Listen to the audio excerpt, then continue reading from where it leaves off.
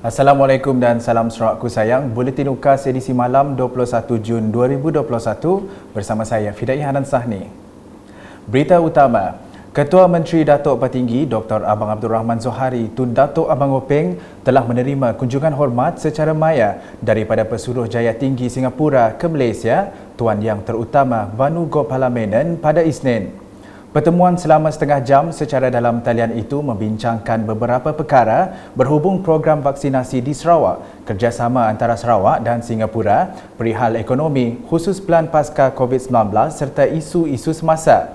Untuk rekod pada tahun 2019, Sarawak telah menjalinkan kerjasama perdagangan dengan Singapura melalui pembukaan Pejabat Perdagangan dan Pelancongan Sarawak status di Singapura sebagai langkah untuk membuka pasaran kepada produk-produk dari Sarawak, terutamanya hasil pertanian dan perkembangan potensi pelancongan. Selanjutnya, penggunaan vaksin CanSino dari China yang satu-satunya vaksin COVID-19 menggunakan satu dos diyakini mampu membantu sasaran Sarawak mencapai 80% imuniti kelompok menjelang Ogos depan. Timbalan Ketua Menteri Sarawak Tan Sri Dato' Ahmad Dr. James Jemut Masing berkata, vaksin tersebut telah diluluskan oleh Pertubuhan Kesihatan Sedunia WHO dan Pentadbiran Makanan dan Ubat-ubatan FDA. Dalam satu kenyataan media pada Sabtu, beliau memberitahu vaksin CanSino juga sangat sesuai untuk digunakan bagi populasi yang menetap di kawasan pedalaman di negara ini.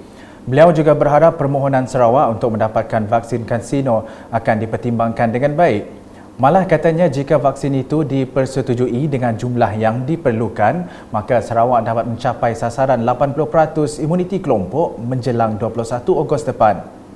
Laporan berikutnya, penularan wabak pandemik COVID-19 kini bukan sahaja di kawasan bandar, malah telah merebak ke kawasan luar bandar dan pedalaman sehingga menyebabkan banyak rumah panjang dan kampung dikenakan Perintah Kawalan Pergerakan diperketatkan PKPD.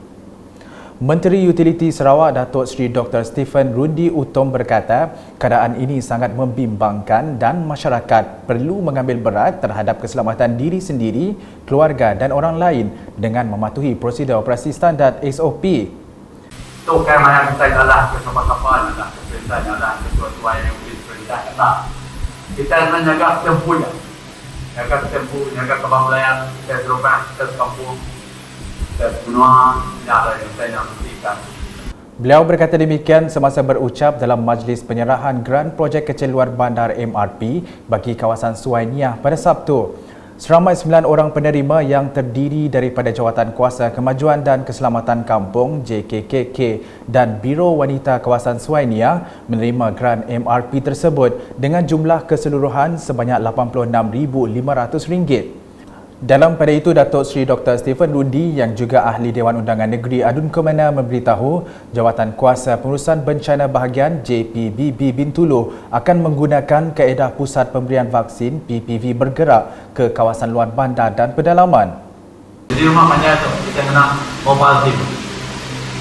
Mobile team pertama orang tua yang kadang-kadang ulian sudah orang yang lain bersuara dan kan di hati to each and every ada cara tu orang agak list. Jadi kita itu beri list dengan ada KK, klinik kesehatan teman ataupun tempat-tempat kita kaum boleh nak ambil kejabat habis. Seterusnya mengenai program vaksinasi COVID-19 kepada orang kurang upaya OKU, anjuran bersama Pusat Rawatan Pakar Normah NMSC dan Kementerian Kebajikan Kesejahteraan Komuniti Wanita Keluarga dan Pembangunan Kanak-kanak KWKPK.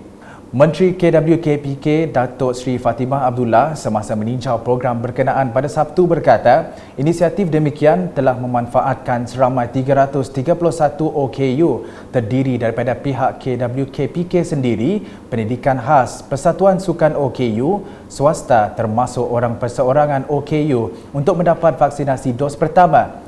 Manakala pada minggu seterusnya, kumpulan kedua daripada senarai OKU yang belum divaksinasi berjumlah kira-kira lebih daripada 300 orang bakal menerima vaksin.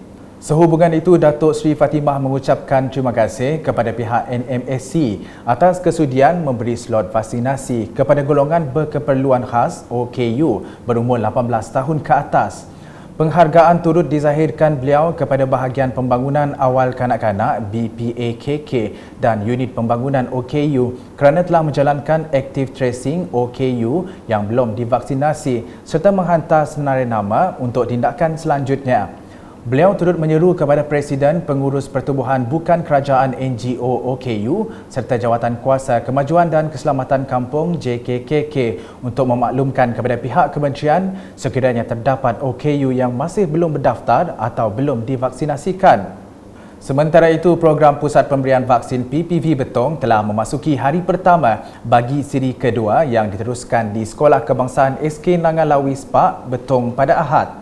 Pada program tersebut, sebanyak 200 dos vaksin COVID-19 berjaya diberikan kepada penduduk 5 rumah panjang dari Ulu Spark seperti tertera.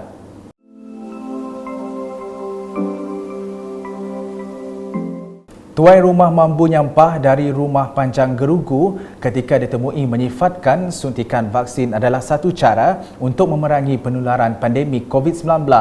Aku saya terima kasih ngagai YB kita Datuk Jeneral Tak Jabu dah naik program tu tucuk tu ngagai sekolah kami di Nangalawi itu nyalai aku pesan aku ngagai semua bala katik bedau bertucuk anak takut ada pemedias labannya minat sitik tu cara kauliah kena kita nagang penakai penyakit COVID itu benar jadi buat benar kita. Kaunselor Janti Miai dari Kerapa pula merakamkan penghargaan dan terima kasih kepada Ketua Menteri dan juga Gerald Rentap yang memastikan penduduk di kawasan itu tidak ketinggalan mendapatkan vaksin. Saya aku selamat hari kami atas waktu saya. Terima kasih saya pergi ke jadi kalau komite kita baju ya dah kuliah ngurus itu yang ngadu kuliah menuju kuliah lantang ke nasai kalau Pak area Spark kita vaksin klinik di sana dengan jauh itu. Sementara itu, Ahli Dewan Undangan Negeri Adun Layar Gerald Rentap Jabu meluangkan masa meninjau proses pemberi vaksin berkenaan. Beliau turut merakamkan penghargaan kepada para petugas dan menambah PPV bergerak yang ditempatkan di SK Nangalawi adalah strategik dan memudahkan penduduk kerana tidak perlu ke Betong untuk mendapatkan vaksin. Pada program berasingan, Gerald berkesempatan meninjau projek yang baru siap iaitu pembinaan jambatan utama merentasi Sungai Layar yang menghubungkan Jalan Linsom Mara Ulu Spark. Di Dun Lingga pula, Ahli Dewan Undangan Negerinya Simoy Peri telah menyempurnakan simbolik program sanitasi untuk semua rumah dalam dun berkenaan bertempat di Kampung Masjid Baru pada Sabtu. Menurut Simoy, inisiatif seumpama itu adalah bagi membantu kerajaan dalam usaha mengekang penularan COVID-19, terutama melibatkan penduduk di kawasan kampung. Jelasnya, sebanyak RM300,000 peruntukan telah disalurkan kepada 79 buah Jawatan Kuasa Kemajuan dan Keselamatan Kampung JKKK Dun Lingga untuk membeli keperluan seperti pelitup muka, cecair pembersih tangan, bahan pencuci dan mesin nyahkuman untuk kegunaan semasa Perintah Kawalan Pergerakan PKP. Tambah beliau, aktiviti sanitasi dan pengagihan sumbangan keperluan tersebut sedang dilaksanakan oleh JKKK di kawasan masing-masing. Terima kasih kepada semua BPK yang terlibat dalam program sanitasi di kampung-kampung, begitu juga di rumah panjang. Dan saya berharap dengan program ini dapat mengekang penularan COVID-19. Ini adalah inisiatif saya sebagai Adun Lingga, di mana peruntukan ini saya berharap dimanfaatkan penuhnya, khususnya untuk kampung-kampung rumah-rumah panjang. Sementara itu, seramai 30 ketua isi rumah KIR di kawasan Batu 69 di dalam kawasan Dewan Undangan Negeri Dun Batu Kitang telah menerima bantuan bekalan makanan Sarawakku Sayang pada Sabtu. Program sumbangan kerajaan Sarawak itu telah dikendalikan oleh Pejabat Pusat Khidmat Batu Kitang dan disaksikan oleh wakil rakyatnya Insinyur Loh Ke Chiang bertempat di pekarangan 465 Jalan Bau Kucing. Program agihan tersebut berjalan dengan lancar dan turut dibantu para kapitan dan ahli Parti Rakyat Bersatu Sarawak SUPP Batu Kitang. Sekian edisi malam bersama saya Fidai Hanan Sahni dan kru penerbitan. Berita lebih lanjut boleh didapati di semua platform media sosial UKAS termasuk portal ukas.sarawak.gov.my dan pastikan anda subscribe UKAS Channel di YouTube. Salam UKAS.